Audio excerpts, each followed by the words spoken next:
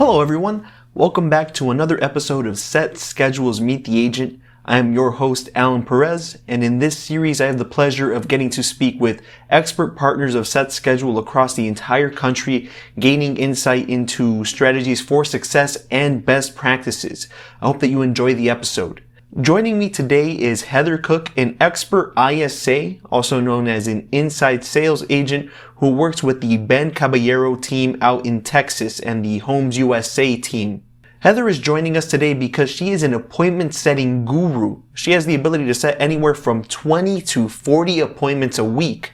Thank you so much, Heather, for joining us. How are you doing today? Alan, I'm super excited to be here. I appreciate you giving me the chance to share a little bit of my knowledge out here with the whole world. Of if you course. can't tell, I'm super stoked. Thanks again, Heather, for joining us and for making it so easy for me to introduce you. Now, to give some background for any viewers here who may not be aware, on average, the standard agent can set usually about 5 or so appointments a week. Now, as we just mentioned, you're able to set anywhere from 20 to 40 a week. Could you give a little bit of insight into how exactly you're able to manage that? I would say the beginning start of it is your mindset. You have to understand when you get into this to be ready and prepared and have yourself mentally ready. Because, I work on the phone 8 hours a day. That's what I do. I come from a background of sales. I was cold calling 15 years ago. So the first thing I learned is not to be afraid of no, and don't be afraid to pick up that phone. I mean, when you're kids, you make great phone calls all the time. You're not scared. So now you just need to pick up and tell people who you actually are and talk to them. But I mean, the main thing is I don't have a fear of the phone, and I have my mind right to understand. And when I say my mind's right, what that means is when you're an agent and you've got a potential client, and always remember this is going to be my potential client, or this is going to be my client when they pick up this phone.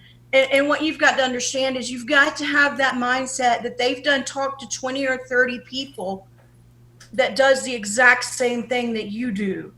Okay? So how are you going to be different?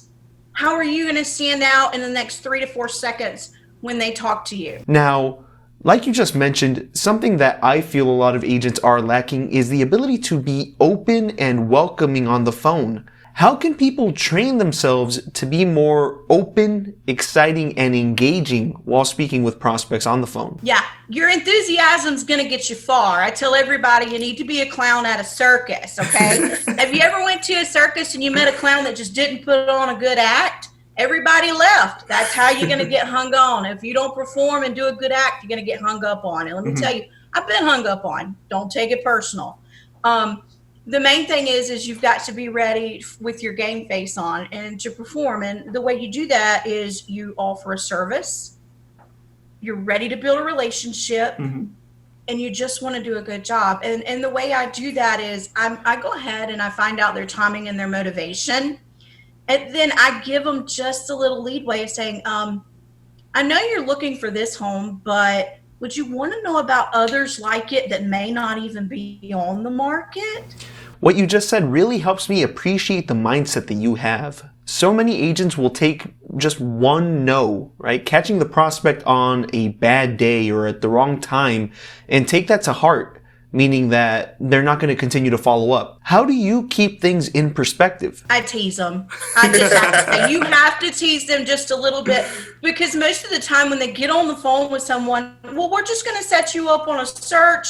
You call us back and let us know if you see anything, and that's it. Me, I'm going to do the whole Hail Mary at the first beginning when we contact.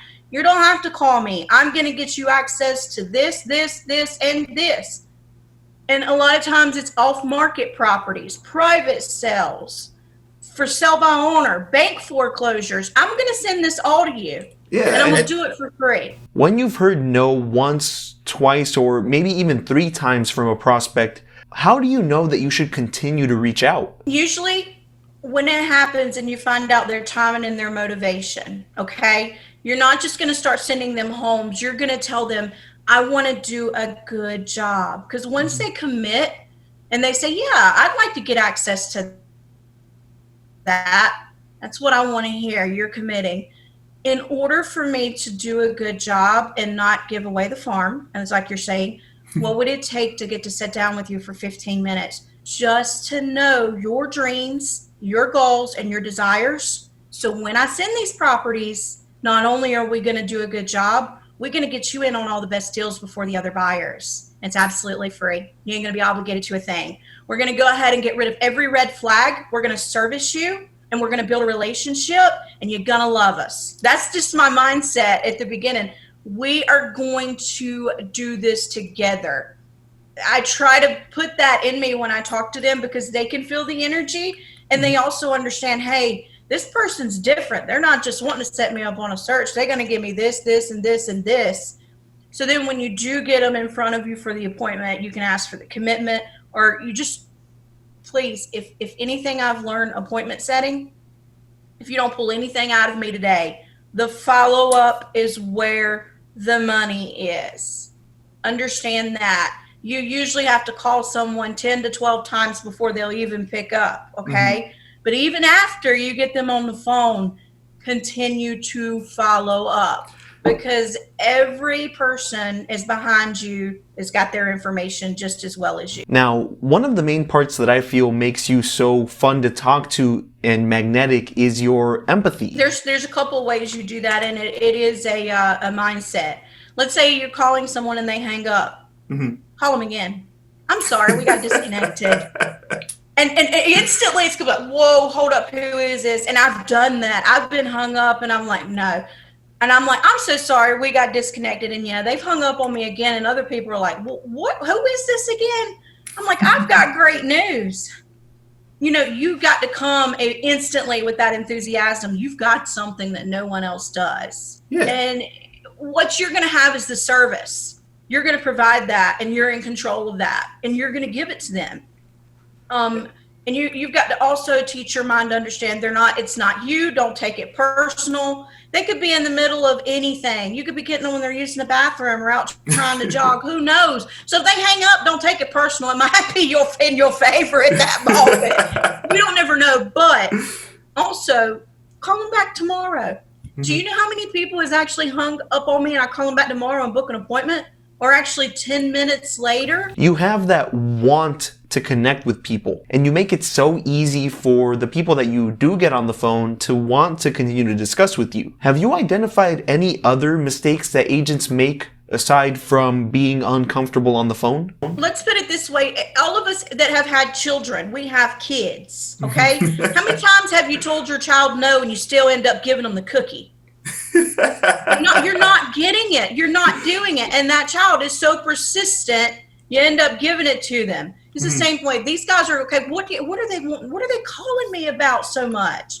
And then once they engage and listen, you take that few seconds you got to win them over, offer them a service. Even just the way that you start building that relationship is so important. Something that you mentioned that I feel is incredibly valuable is the concept of building an offer. Can you explain a little bit more what exactly an offer is and what makes it so valuable to the prospect? Exactly. And, and it's all of how you ask your questions, like, would you like off-market properties and hot coming soon homes that's not even hit the market? And I've had a lot of agents say, Heather, how am I going to get that? You've got expired listings. You've got pocket listings. There's for sale by owners. There's probate sales. There's a lot of things that can come into play. And, after I've learned to make an offer, a lot of people are like, why have I never thought of that? Well, 90% of everyone has never thought of these offers just because, well, just let me know what you're looking for and I'm going to set you up on a search. We're going to give them everything they want to begin with, but we want to build that right rapport and that right connection right out the door. So we're different than everyone else who are calling in front or behind us, because we're going to call again. But we're not going to bug these guys, okay? I generally understand if someone's not interested and they're an interior designer and they're looking at homes or whatever, but don't take it personal. I mean, I've seen it all. I mean, I've been doing this for 5 years. If they hang up, just put them on a rotation, call them back. Eventually you'll get, okay, they're really not interested, but I think all agents have heard buyers are liars, and I mean that with all due respect. They're not going to open up and tell you everything up front. They'll say, hey, I'm not buying a home, and 2 days later, they're under contract. What happened? Well, if you come at them and say, look, I see you're looking at this home, which is great, but would you want to know about others like it that may even be a better deal as well? Doesn't cost you or obligate you to nothing. I'm like, heck yeah, I would. That gives you give them just a little tease to get them Yeah. to open up and make them an offer they can't refuse. Even just the way that you start building that relationship is so important. I think after you see it, I've been an inside sales agent for 5 years. Okay. I've seen the in and out of everything. I've worked with different teams. And after you see the success and the results and what the customers are saying after the closing, and you get those testimonials and those referrals, you know you're doing something because you're shaking up the market just by offering a service and building a relationship. And I tell everyone, real estate is servicing and relationships. Let's do it that way. Let's not do it this way. It's servicing and it's relationships, because they need something and they need someone to help and service them. And I just try to do it in a way of giving them everything they want up front and then building on that. Now, as we mentioned towards the beginning of our conversation, you work as an ISA, meaning that you're not the agent representing the prospect out in the field, but you are able to establish that connection. Love everybody. Yes, and I mean that enthusiasm will get you far. And I'm gonna say this, and I'm gonna take this with caution. Don't have a sense of entitlement when you're in this, okay? And that's the best advice. Just because you're licensed, don't think you're entitled to get all these deals and all these sales. You need to service these people and build a relationship and understand them. And that is what's going to get you in the business and get you far. It's not that you've been doing this 20 or 30 years. You know, these spheres are great, but understand and stay humble and don't be entitled. I'm a real estate agent. That's great, but I still want to be here and do a good job for you, and understand that it's the follow up. I'm going to say it again. It's the follow up.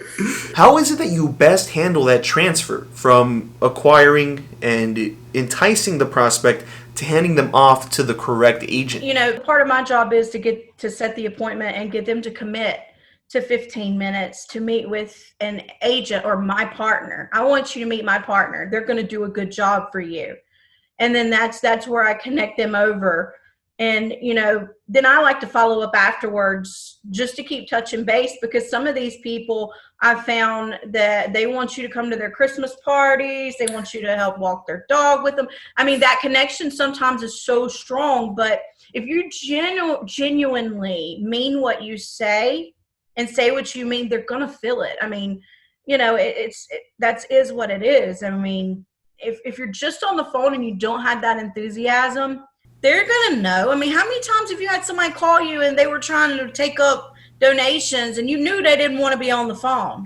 And you're You can just tell them that. Yeah. I mean, I went through the McDonald's drive-thru, and this person, I'm going to just say this person, they were so unhappy, and you could tell. And I mean, it was like, you don't want to do this. And I don't want that to come across as when I'm talking to them on the phone. And as an agent, you don't want that to come across either when you're seeing them face to face. You want to be enthusiastic and happy and, hey, I'm going to take care of you. We're going to do a great job and get you what you want. When you have a call that is just a little bit less than pleasant, how do you make sure that doesn't affect your mood and doesn't taint the conversations that you have with other prospects that you might happen to catch during that same outreach period? And I mean, I know that is just about what everybody's saying. The market is hot. Even though COVID has taken place and it has really shook up a lot of lives, it's also lowered interest rates and encouraged people to put their homes on the market and gave buyers more purchasing power because the interest rates is at an all-time low. So with it like that, you know, real estate is an ever-moving market and it changes. But right now, it is on fire. And I guess that's where I get even more aggressive. We got to get these people on the phone. But yeah. And, you know, here's another tip I think that would help these agents that I just thought of. A lot of times when you get on the phone and you're calling these potential clients and they don't pick up, You get an answering machine. Do not leave a message. Hang that phone up and dial them one more time, back to back. Right Let away. me tell you why. Right away. Curiosity kills the cat. Put yourself in the potential client's position. You're sitting there, you're having lunch with your friends, your phone rings, you look at the number. I don't know who that is. I'm not answering that. Click. You keep talking and then it rings again. It's the same number. Y'all hold on a second. Let me get this. There is a bigger pickup rate when you do that. Now here's another one. Let's say they're not picking up. I want you to text them as soon as you hang up. Let's say I'm calling you, Alan. I'm going to text you, Alan, are you there? I'm not going to say anything else. It's lingered around 10, 15, 20 minutes. I've actually had people wait 4 or 5 hours before they respond. They may not even have their cell phone, but somebody's texted me, are you there? And you're going to say, yeah, who is this? Alan, it's Heather. I'm calling you now. You don't say anything else. And right then, right after you've sent that message, you call again? If they say, who is this? It's Heather. I'm calling you now. And if you get them on the phone, that's all Hail Mary. You better break loose and give them the best offer they've ever heard in their life. That's how I feel with everyone I get on the phone. And I think that's why my appointments are so up there, because I'm going to make you an offer you can't refuse. I'm going to give you everything you want, and I don't want you to ask. I guess that was my very first background I got, because I was a waitress at like 18, making $2.75 an hour, and I was working on my tips. So I learned, I'm going to give you napkins, I'm going to bring you extra silverware, I'm going to bring you extra glasses of tea, and I'm coming back to ask you for dessert in the middle of your supper, but I'm also bring the pie while you're eating and say, this is what our dessert for the day is. And I mean, you don't have to ask me. I'm not going to say, here's your receipt, I'm going to leave it. You leave it there, the napkins, and say, oh, yeah, there is room for dessert. And, just it taught me to service people, and I had to work double hard for those tips. I should have said that. That was the customer service background, I guess. So now I'm working hard to get those closings for these agents, because they do work hard. This is not an easy business. It's not. And it's not for everyone. I get it. You gotta have hippo skin. It don't break easy. A lot of agents have more than one job to supplement their income, because there's a lot of people who are licensed, and it takes a lot of tenacity in building that pipeline. It doesn't happen overnight. That definitely makes a world of difference. Something else I'd love for you to discuss a little bit more is how to best establish a connection with your prospect. Learn to get on the phone and prospect. Do not be afraid. Oh, I'm looking for this. See this right here? This right here is money. Okay. When you look at your phone and you're talking on it and you're on Facebook, you're playing with money. As soon as you get comfortable using this and talking to people on it, a new agent can sit behind their desk 3 to 4 hours and come and have a really good script and book themselves some appointments. Like if I was my own agent, I would have 5 to 6 a day for me. And the way that is you get good on that phone, you get a good script, and you come with a customer service background to help these folks. And it will take time, but to those things that you work hard for does pay off in the end. It's not a get quick rich thing. I just said that all backwards. It's not a get rich quick thing. It isn't. But in the end, you can have what you want and more. Just start on that phone. Get you a script. Tell them who you are and help them. Now, obviously, as most agents should know, the first conversation that you have can set the tone for your entire relationship with that prospect. What can agents do to get to know their prospects better during that first call, that first connection? I've had a personal coach for a very long time that has helped me, and that's how I got the furthest I was to learn to make an offer, find out their timing and motivation. But at the very beginning, if you're looking for a script, you can find them online very easily. But the main thing is you need to find out their timing, their motivation. If they're committed to an agent, make an offer. And you don't have to be on the phone 25 minutes finding about their whole family. Your timing, your motivation. Do you have an agent? Make an offer. I see you're looking, you're wanting to move at this point of time, but you want harder to find homes you can't get online, like bank foreclosures, company-owned properties, hot coming soon homes. I can get you those for free if that helped. And when I say if that helped, do you know how many people are like, well, yeah, good. Let's get together 15 minutes. I want to do a good job. And I mean, I do have some people that don't show up. It happens, and you've got to learn. Eventually, as you get really, really good on the phone, you can cherry pick the leads that you have. If they don't show up, it's okay. Just keep picking up that phone and calling, because you're going to be able to talk to more people on the phone than driving and knocking on doors. And you can still be in your pajamas too, you know? It's a win-win. Like you just mentioned, you've taken a lot of time and energy to develop yourself, helping yourself grow into the skill set that you have now. What resources do you take advantage of to make sure that you continue to develop? There's two options. Usually it is an in-person appointment where they're coming to the office, or I like to do Zoom appointments to where they can still have that face-to-face connection. And I mean, sometimes I do offer a phone, but 9 times out of 10, I like the Zoom and I like the in-person for the face-to-face connection. But there has been many buyer agreements done over Zoom that has been signed.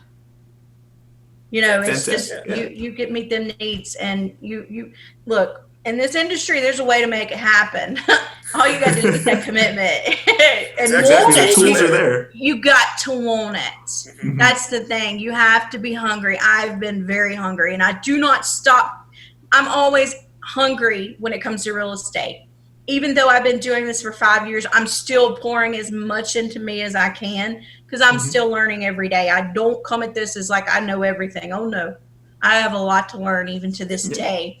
Even with my success, I still find room for improvement and to get better and better. I really like the phrasing that you just used there, becoming a chameleon. Can you explain a little bit more what you mean by that? And real estate is really about servicing and helping people and being there for each other. Because again, you're in this, you know, kind of by yourself. You are your own individual doing this. And this is not easy. We get it. But, you know, some of the hardest jobs make the most money. I'm just saying, just have your mind right to understand I'm gonna crush this. We're gonna do good. You know, I love setting appointments. There wouldn't be a day I wouldn't want to pick up the phone, because I just know how to make an offer so good. So once you get so good at a script and you get so many yeses, you're gonna want to pick up that phone. You're gonna want to talk to people. You're going to want to text them, are you there? All you need to do is get them to pick up, and they're yours. If they're at that time and in motivation, you're going to get them. Like we mentioned earlier, it's about empowering the client. If you're doing it right, you're giving them information and resources that they wouldn't be able to access otherwise.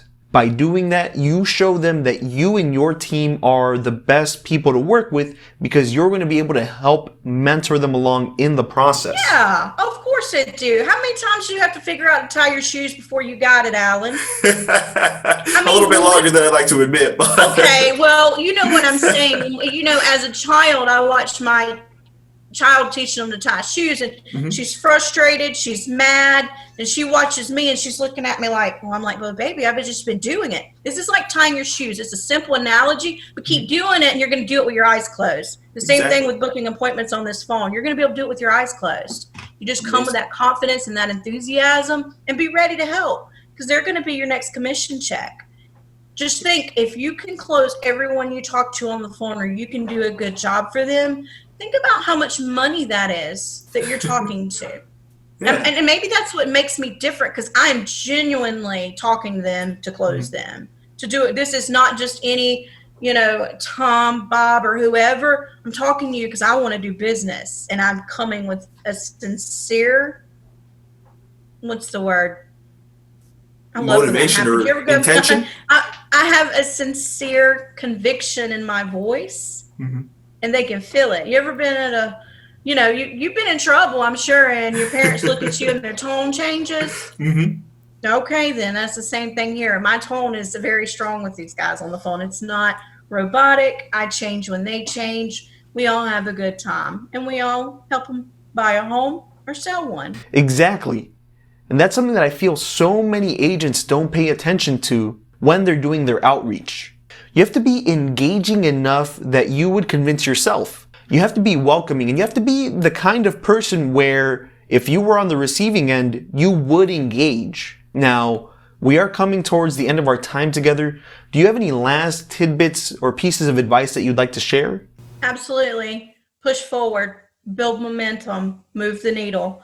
And this is what I tell a lot of people. An empire is built brick by brick, board by board. It doesn't happen overnight. It's not going to. So each day is a new brick. Each day is a new plate. Start out fresh and push forward.